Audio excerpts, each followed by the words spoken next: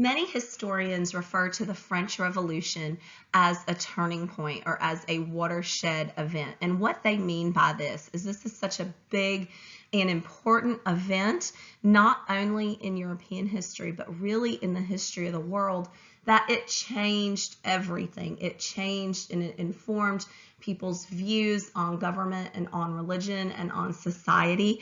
And it had, even though it occurred in France, it had this big, broad impact on the Western world. Its influence was absolutely pervasive. So this is a very interesting, very big, very important event. And it's certainly something you need to know. The French Revolution began in 1789. That is absolutely a date that you need to know.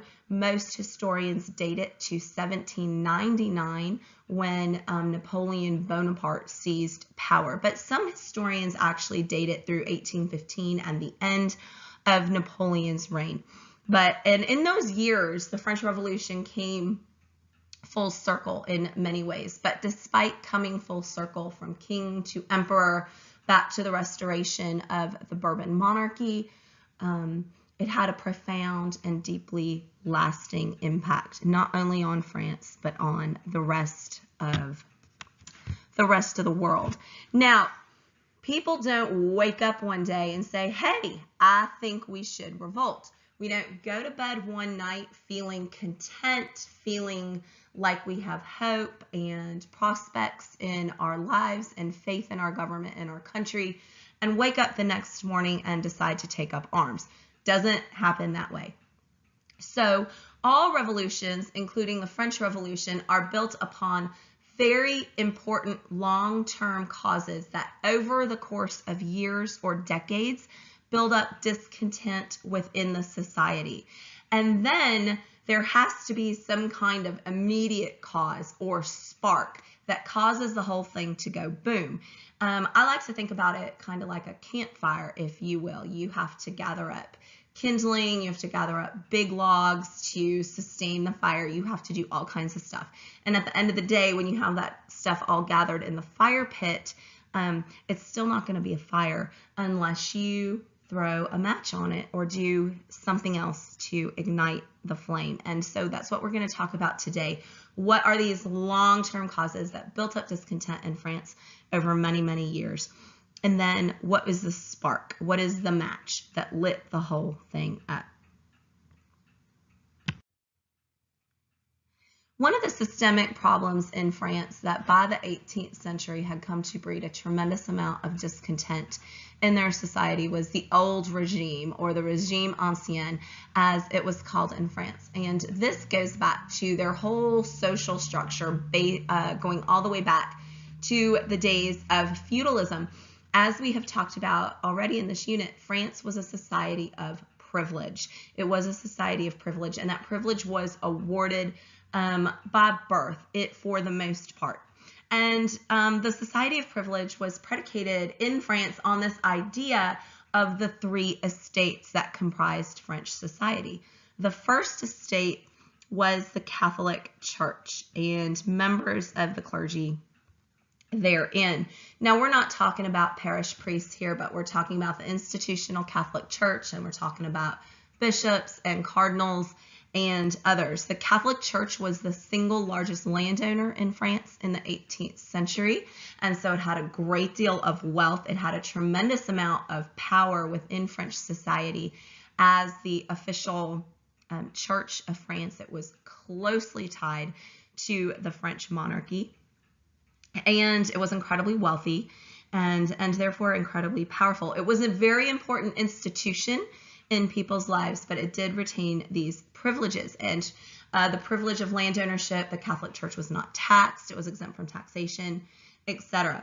The second estate comprised the aristocracy, or members of the nobility. That's supposed to be an A, by the way, all the way up to the royal family. Mainly nobility of the blood, what we're talking about here. You were born into this aristocracy. You're born into this position. Members of the French aristocracy were highly privileged under French law. And they enjoyed a tremendous amount of privileges even in the 18th century. And even though feudalism had been dead in France for a long time, enjoyed a tremendous amount of privilege that dated back to the Middle Ages and feudal times. And then the third estate is everyone else. It is a whopping 97% of the French population. And as such a big group, it was incredibly diverse. I have been reading the AP exam for many years, as I have shared with you guys, and I've read a couple questions in that time on the French Revolution. And students always like to say things like, the third estate was the poor peasants. Well, that is not incorrect, but the third estate was a lot more people besides the poor peasants of France. Excuse me. The third estate was members of the bourgeois class that we talked about a couple of weeks ago when we introduced the Enlightenment. And as such, members of the third estate were incredibly wealthy. They were very well educated. They were people of means and education. Members of the third estate included craftspeople and tradespeople and artisans who lived in the cities. They included the poor workers of the cities. It included prosperous land-owning peasants in the countryside and poor tenant farmers. It included everybody, and this is a very important thing to remember, that this group was incredibly diverse because the discontent was really located in this third estate, and different groups within the third estate were discontent for different reasons. One of the main sources of discontent were taxes. Now, France in the 18th century, generally speaking, had a lot of economic prosperity. These were pretty good times. But despite that, think back to Louis XIV, who died early in the 18th century at the end of the War for Spanish Succession.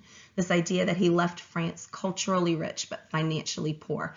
And his extravagance, his wars, his spending left a very heavy tax burden to be paid by the French people. And this fell on the third estate. One of the privileges of the first and second estate was exemption from taxation. And this privilege, perhaps more than others, was the greatest source of discontent among the third estate, especially since taxes were high. The two primary taxes in France were the taille, which is just a straight up direct tax, and the gabelle. The gabelle was a tax on salt, and the gabelle was particularly touchy, and it had been the cause of uprisings before, because salt in the 15th, 16th, 17th, 18th century, I think we could say even up to today, salt was white gold. It was incredibly, incredibly important, and it was an incredibly important preservative for food. We have to remember that these people did not have refrigerators, and in the 21st century, we still use salt to preserve food quite a bit. They relied upon it. It was an essential of life, salt was. And the gabelle was a very heavy tax burden. In addition to the taille and the gabelle, there were more direct, I guess I would say, aspects of the society of privilege that really hit the peasant population of the third estate very hard and caused them a tremendous amount of discontent. And these have to do with the old feudal privileges of the old feudal times. The lord of the area had tremendous privilege over the land and the people who lived on it, even if they were independent landowners. Now, this tapestry that you can see here dates back to the Middle Ages, and these privileges dated back to the Middle Ages as well.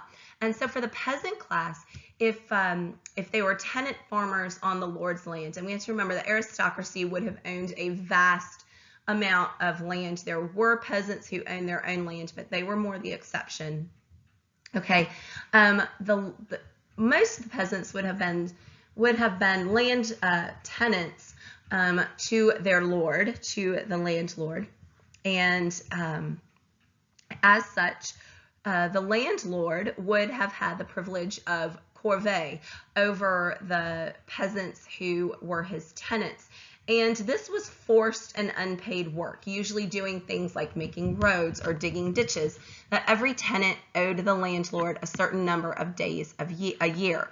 And the broader seigneurial system that allowed landlords these rights included things that caused discontent even among landowning peasants. The lord, for example, had the right to hunt and fish on any property that he chose. So that could be your property, or it could be my property, it could be anybody's property. The lord had the right essentially to go wherever he wanted, and hunting and fishing, as you can imagine, in the 18th century were incredibly important practices. They weren't sport like they are now, and the lord could undertake these wherever he chose. Now, the reverse was not true. The lord was by far the biggest landowner in any given area, but other peasants, whether they were landowners or they were tenants, did not have reciprocal rights.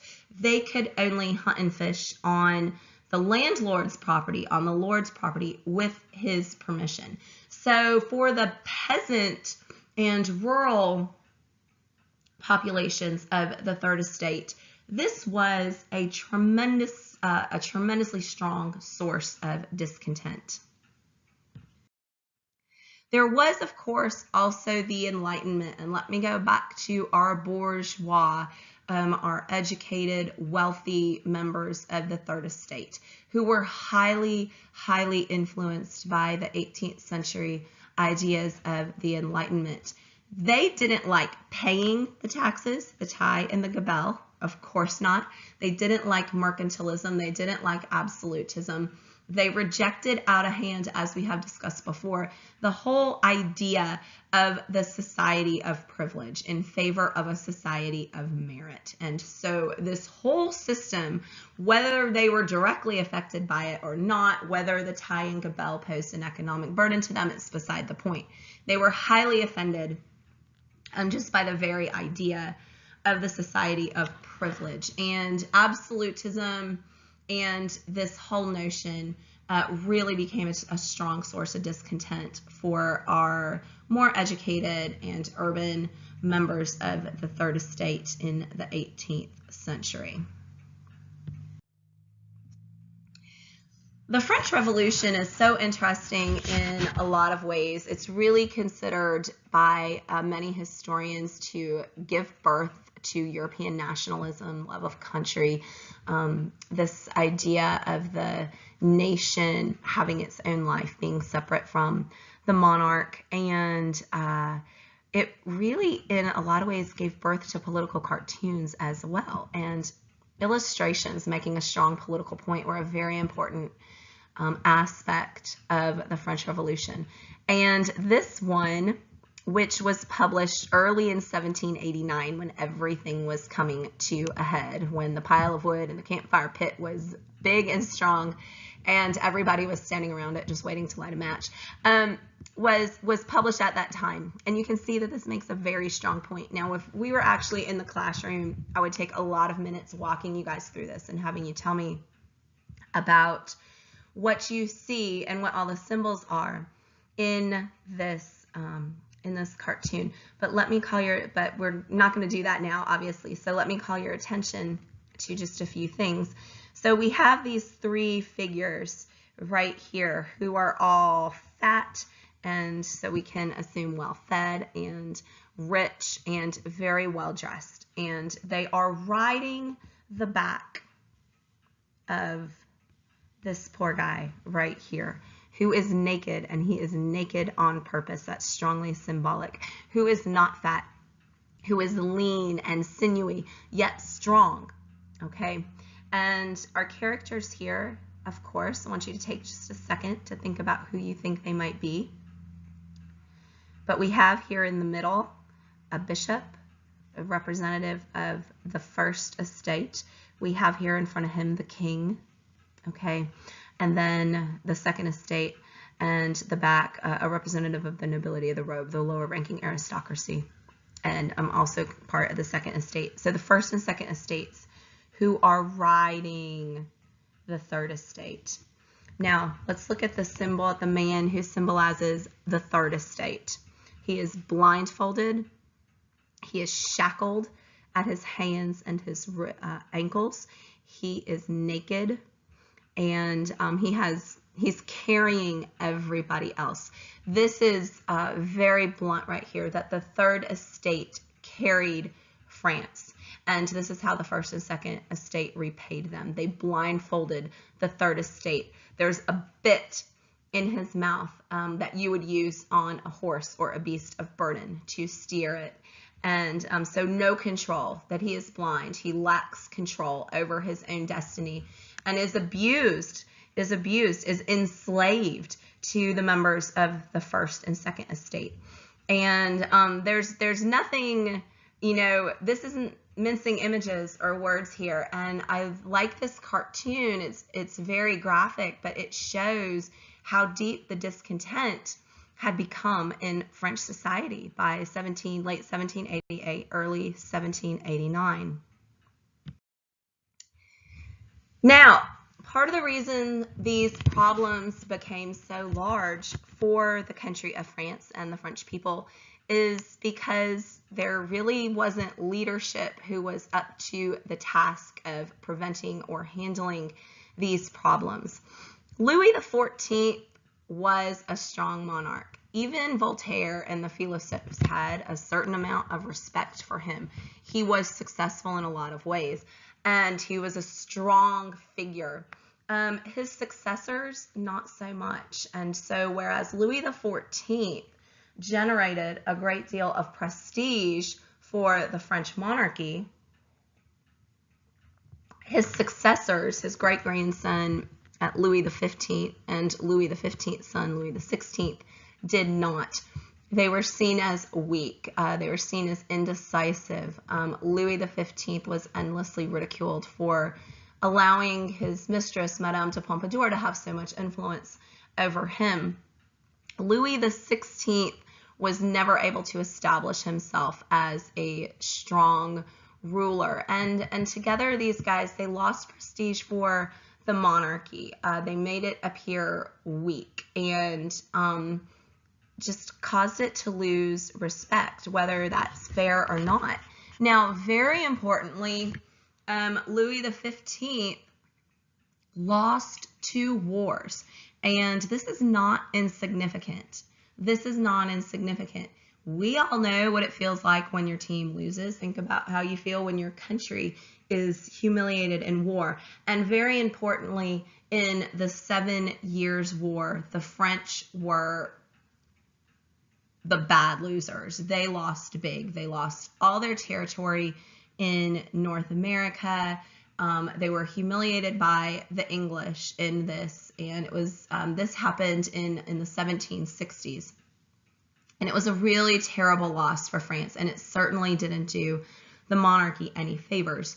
Louis XVI tried to regain some of that prestige and some of that honor by assisting the Americans in the American Revolution against the British, which we'll talk about in just a moment. The British had been the big winners in the 7 Years' War, and so this was seen as a way to kind of fight back at them. And this really wasn't in and of itself such a bad idea, because as we know, the Americans won. They won with the help of the French.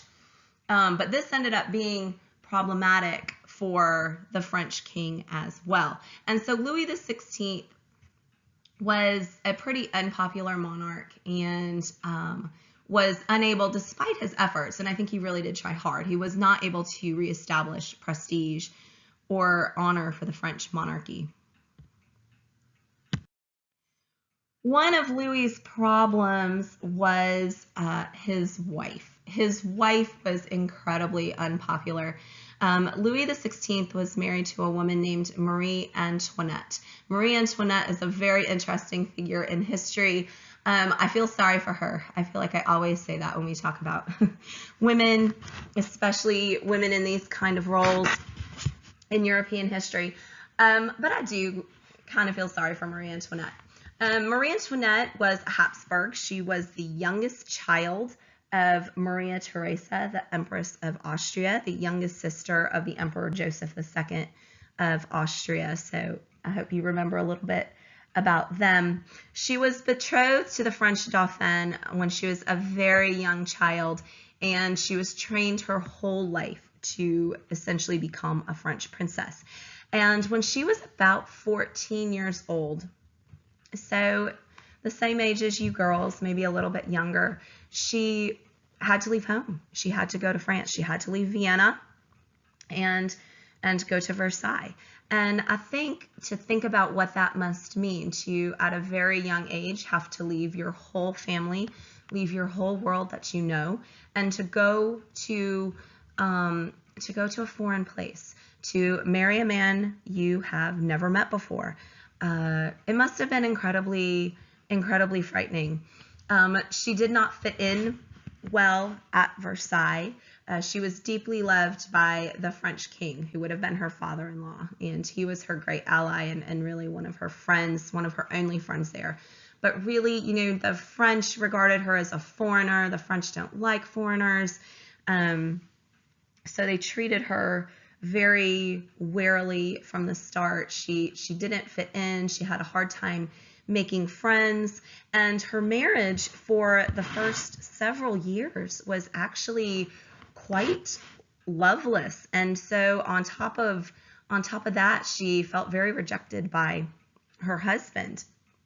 And the fact that within the first few years of her marriage that she did not conceive a child came to be something that was perhaps the greatest source of her bad reputation within Versailles itself, within the French court.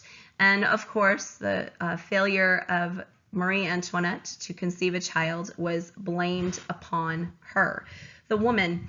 And this led, ironically, to all kinds of charges against her because she wasn't a mother. She was promiscuous. She was there were terrible and vile rumors that flowed around about Marie Antoinette and her promiscuity and her affairs and all this other stuff.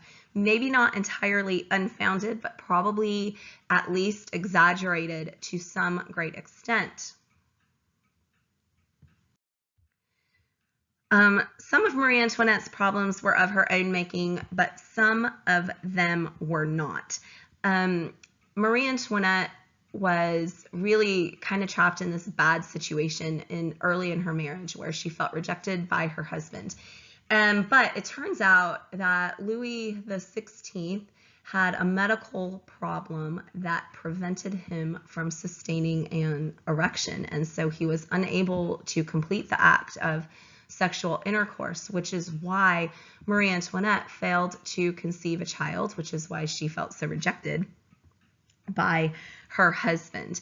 And this became such a problem that in the 18th century, the Crown Prince of France underwent surgery to fix it. Gentlemen, this is the day and age before anesthesia. If you can imagine what he went through, and surgery was incredibly dangerous at this time. It was incredibly dangerous. And for somebody of his stature to undergo a surgical procedure, this, especially one so delicate, it just is very indicative of how significant this issue was and what a problem it had become. But fortunately for Louis XVI and fortunately for Marie Antoinette, it was successful. And after he was healed, Marie Antoinette became pregnant very quickly. Everybody was relieved, but then she gave birth to a girl, so she kind of, of course, this contributed to her bad reputation even more, but she did go on to have 2 sons. She did go on to produce a crown prince, a dauphin, and but maybe this was too little too late for her reputation at the time. Her youngest child, which was another boy, died in infancy. There are the 2 surviving children who were quite young at the time of the revolution. In addition to her reputation for promiscuity and her foreignness and her inability to produce an heir for such a long time, Marie Antoinette had a bad reputation for her extravagance. She was kind of one of those lonely women who didn't have a lot of friends. and the loving husband, so she spent a lot of money and she bought a lot of stuff. She was incredibly extravagant.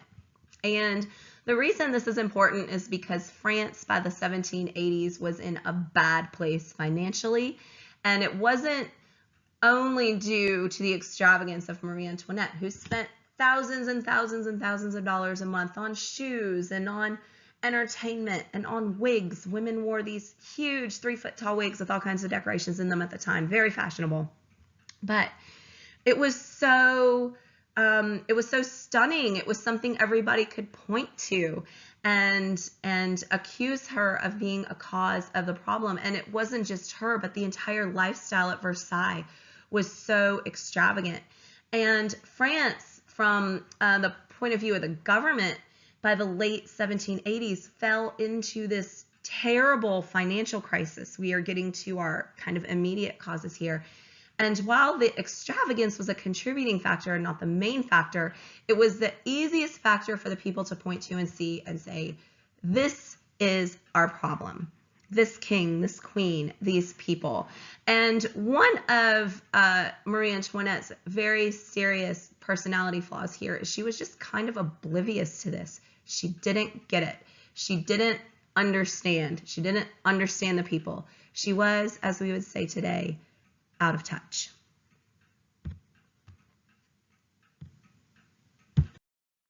So getting into our short-term causes, what was the cause of so much financial distress in France leading up to the French Revolution? France's participation in the American Revolution was a huge part of the problem. France was already cash-strapped, and Louis XVI took a big gamble and supported the Americans in their fight against the British. And the French support in the American Revolution was absolutely essential to the Americans' success. But it was costly. It cost them a lot of money, and most importantly, that's what it cost them. It cost them a tremendous amount of money. And when France in the late 1780s was on the verge of bankruptcy, which they were, they appealed to the Americans, hey, please pay us back some of this money we loaned you. And the Americans were like, oh, sorry, we can't do that right now. And France was left without recourse.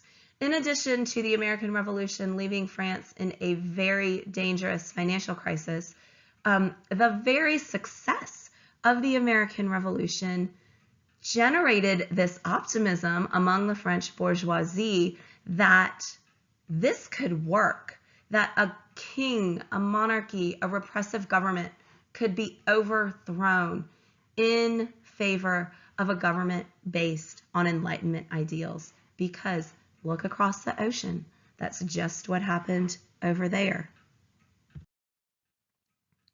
So in 1789, Louis XVI was forced to call a meeting of the French Estates General. This is something that is kind of similar to Parliament. He needed the consent of the Estates General to be able to generate additional tax revenue. The French government was in an absolute state of emergency. They were on the verge of bankruptcy. This was something that he had to do. He didn't want to do it, but he had to do it. So he calls the meeting of the Estates General. To the bourgeoisie, members of the Third Estate, who would have been the people at the meeting of the Estates General, this was their big chance. This was their big opportunity to force reform. Very importantly, in addition to the financial crisis brought about by the French government being about to go bankrupt, France experienced in 1788 to 1789 over that winter very, very bad weather and consequently a very, very bad harvest, and that produced food shortages in 1789, which were quite acute because this had been something that had happened a couple times over the 1780s. So in 1789, France was dealing with acute food shortages, and this was felt most deeply in bread.